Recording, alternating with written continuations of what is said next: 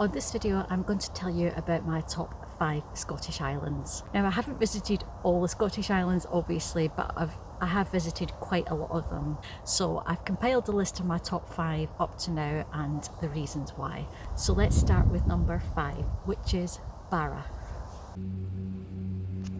Barra is one of the Western Isles and is known for its long sandy beaches. Something very unique about the island is that the daily plane from Glasgow lands on the beach as there is no airport runway here. The main settlement is Castle Bay, where you'll find a medieval castle, a handful of shops and cafes and a local heritage centre. This is also the arrival point for the ferries. Elsewhere on Barra, there are popular areas for birdwatching and discovering local history. At this site in the north of the island, you can visit the remains of a medieval church dedicated to St. Barr, which is who the island was named after.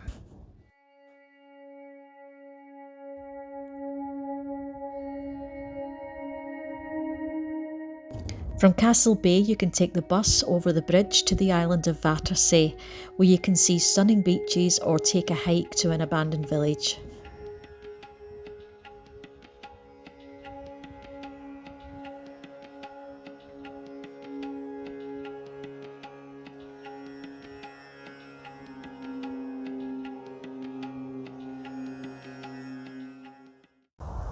Number 4 is Tiree.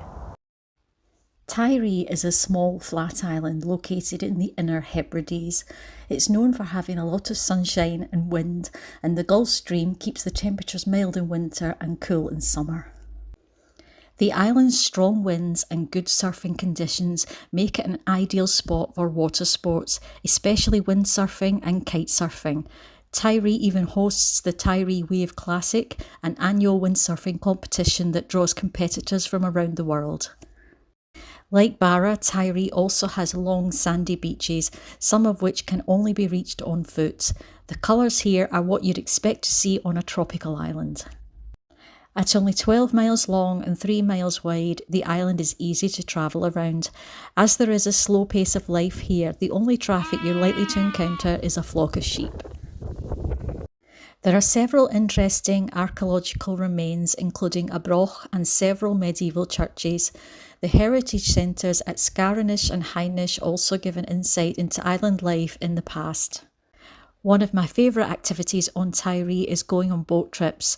There are many different trips available, including to the nearby islands of Staffa and Coll, wildlife trips, including to Lunga, the Puffin Island, and also fishing trips.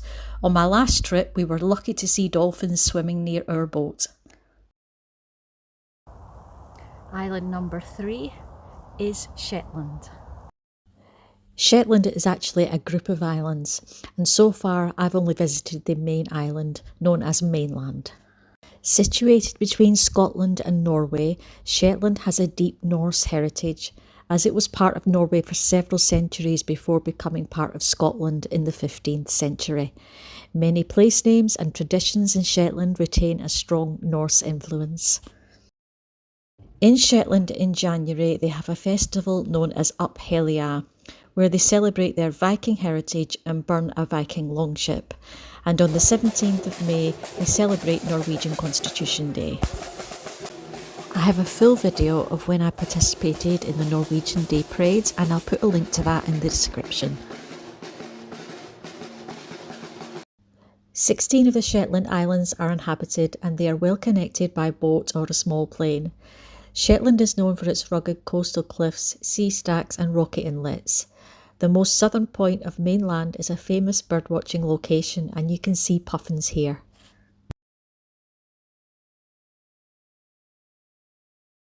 Shetland is home to numerous archaeological sites, including Jarlshof, a settlement with structures from the Bronze Age to the Viking period, and another notable site is the Clickyman Broch, an Iron Age stone tower located near Lerwick.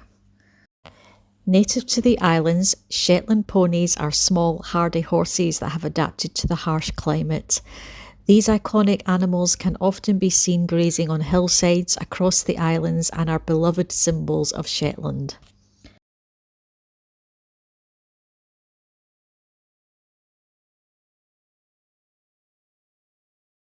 My favourite place on Shetland is St Ninian's Isle, which you can get to by crossing the Long Tombolo at low tide.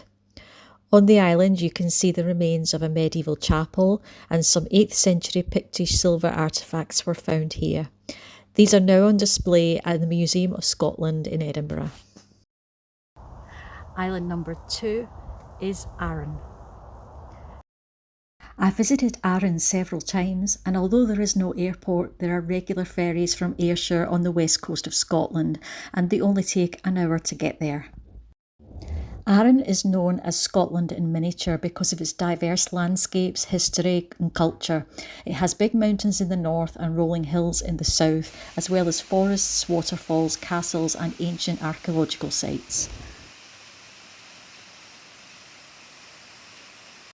One of my favourite sites on Arran is Machree Moor. From the car park, this is a 5-kilometre walk to the end and back, and throughout that walk you will be able to see several ancient stone circles as well as an abandoned farm. There are plenty of activities on the island, such as sea kayaking, cycling, golf, hiking, horse riding, walking with alpacas, farm visits and whisky tasting.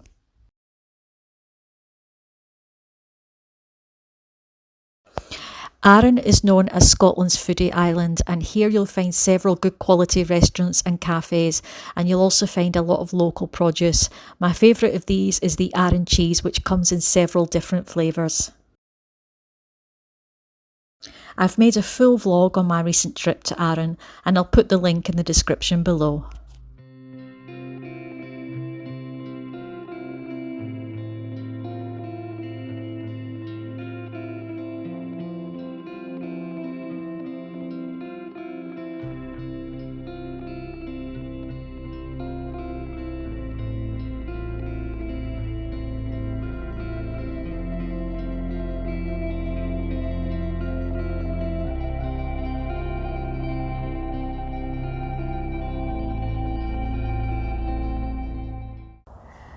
And by far my favourite island or group of islands, as it has been for many years now, number 1 spot goes to Orkney. Orkney has a special place in my heart, possibly because it was the first group of Scottish islands that I visited, but also because of the stunning landscape, history and archaeology that exists there. Orkney is a group of islands off the north coast of Scotland, in between the mainland of Scotland and Shetland. Like Shetland, the main island in Orkney is known as mainland. 20 of the islands are inhabited. I visited several of the islands in the Orkney group, and the smallest one I visited is Eaglesay, which has a population of just 26 people. Eaglesay is famous for its huge 12th century Viking church, which can be seen all over the island.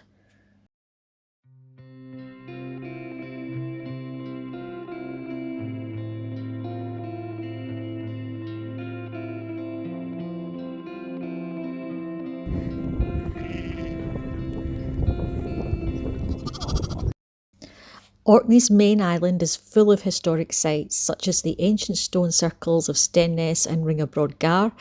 Nearby you can visit Maes Howe, an ancient chambered cairn where the door aligns with the sunset at winter solstice, and you can see graffiti inside that was written by Vikings. Then there is also Skara Brae, a 5,000-year-old village that was buried under the earth for centuries until a storm uncovered it in the 1800s.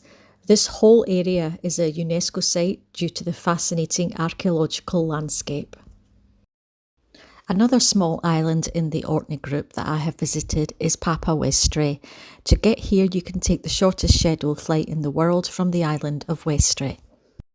The flight starts at Kirkwall, then stops at Westray. From Westray it continues to Papa Westray, and that last segment is just 2.7 kilometres or 1.7 miles, and that is the shortest scheduled flight in the world. Depending on the wind, the flight takes between 1 and 2 minutes. On the day I flew, the flight took 1 minute 51 seconds, and the small plane holds a maximum of 8 passengers.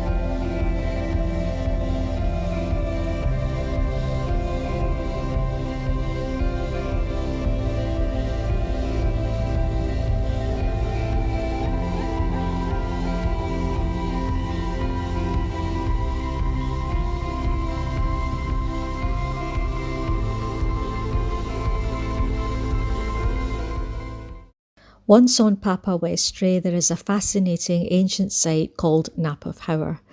This archaeological site dates back to around 3700 BC, making it older than Stonehenge and the pyramids of Egypt. The Nap of Hower consists of two well-preserved stone buildings that were used as a farmhouse by early inhabitants of Orkney. These houses may be the oldest stone houses in Northern Europe.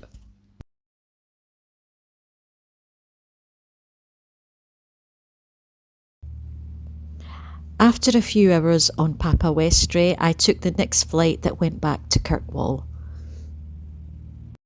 As with many of the Northern Isles, you could be lucky and see the Northern Lights between September and March. The Orkney Islands are well connected by both air and sea, and each island has something different to offer. That's all from me today. I hope you've enjoyed this quick tour of my 5 favourite Scottish islands. Are these your favourite islands? Do you have other favourite islands? Let me know in the comments. I hope I've given you some ideas with this video, and that's all for now. I'll see you on the next one. Bye for now.